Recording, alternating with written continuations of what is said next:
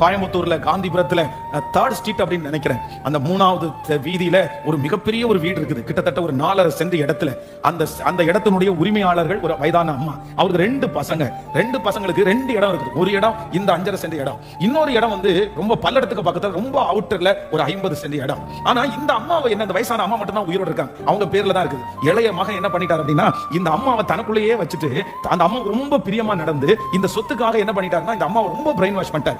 இல்லம்மா எனக்கு வந்து இந்த இடத்தை கொடுத்துருங்க, அண்ணனுக்கு வேணா அந்த இடத்தை கொடுத்துருங்க அப்படின்னு சொல்லி, அந்த இடம் ரொம்ப வேல்யூ கம்மியான இடம். ஆனா இந்த இடம் 4.5 சென்ட்னாலும் ஒரு சென்டே 1 கோடி ரூபாய்க்கு மேல போகும், அந்த மாதிரி பயங்கரமான வேல்யூ உள்ள ஒரு இடம். அப்போ இவர் வந்து என்னென்னமோ சொல்லி பார்த்தாரு, இல்லம்மா ரெண்டையுமே வித்துடலாம், ரெண்டையுமே வித்துட்டு தம்பிக்கு பாதி பணத்தை கொடுத்துருங்க, எனக்கு பாதி பணத்தை கொடுத்துருங்க அப்படின்னு சொன்னா அந்த அம்மா வந்து ஒத்துக்கவே இல்லை.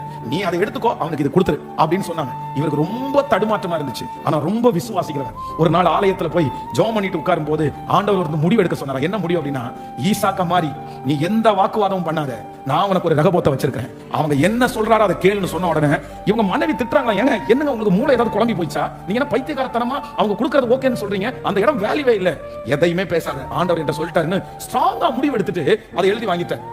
எழுதி வாங்கின 6 மாசத்துக்குள்ள நடந்த ஒரு மிகப்பெரிய சம்பவம். இவர் வாங்கினார் பாருங்க அந்த 50 சென்ட், அதுக்கு பக்கத்துல ஹைவே ரோடு, பெரிய பெரிய ரோடு அப்படியே வந்து அந்த இடம் பயங்கரமான ஃபேமஸ் ஆகி, இவர் இங்க வச்சிருக்கிற இடத்தை விட இப்ப அந்த இடத்தினுடைய வேல்யூ இன்னொரு மடங்கு அதிகமான வேல்யூ.